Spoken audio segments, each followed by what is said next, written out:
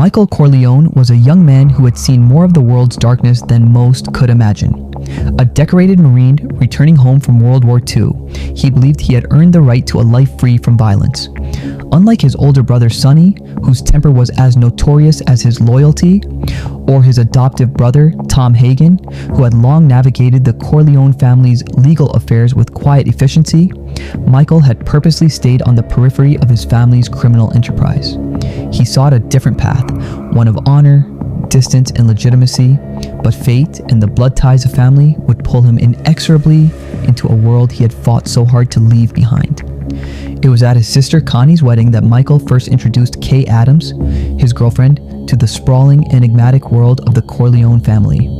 He explained, with a careful honesty, the true nature of his relatives: Don Vito Corleone, the godfather who commanded loyalty and fear in equal measure; Sonny, the impulsive and fiery eldest son; Fredo, weak and indecisive; and the various other enforcers, consigliere, and loyal caporegimes who made up the formidable machinery of the family. Michael's explanation made it clear. He wanted no part in the family business, no matter the lure of power or the pull of blood.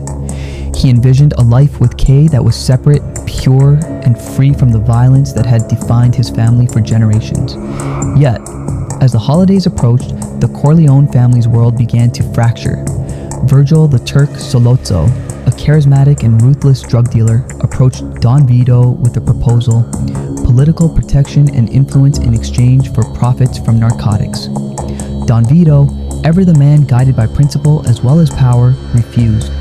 He believed that drugs would not only poison the people of New York, but also undermine the very foundation of the loyalty and respect his empire depended upon. Sollozzo, backed by the rival Tattaglia family, responded with brutal efficiency, ambushing Don Vito and leaving him gravely wounded in the hospital. With the family patriarch incapacitated, Sonny assumed leadership. His approach was fiery, impulsive, and marked by anger. Under his stewardship, the Corleone family escalated the conflict instead of diffusing it.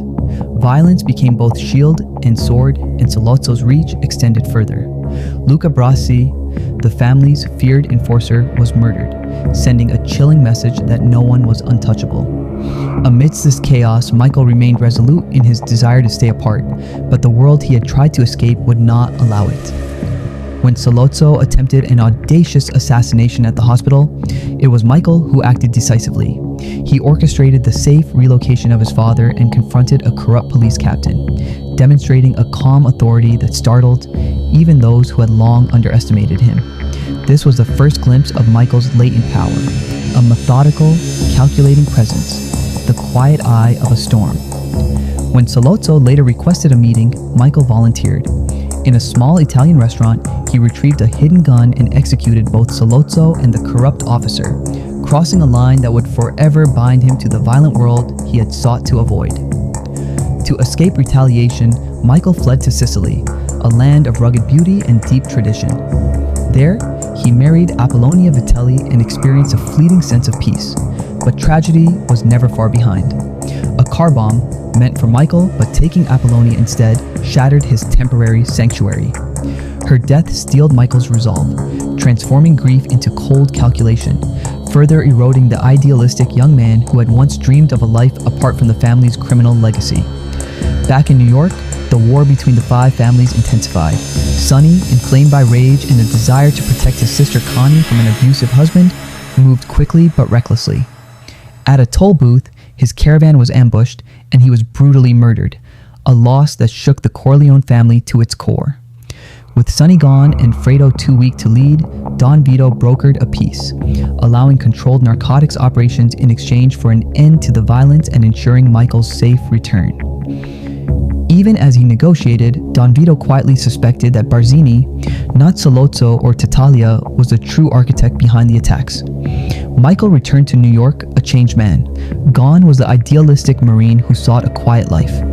In his place stood a figure both formidable and unyielding, a man who understood power, leverage, and the necessity of ruthlessness. He married Kay and promised that the family would pursue legitimacy within 5 years, though the veneer of civility masked the strategic depth of his operations. In Las Vegas, he confronted casino owner Mo Green, asserting control while subtly revealing Fredo's weaknesses. Don Vito, sensing the inexorable shift in his son, warned Michael of the dangers inherent in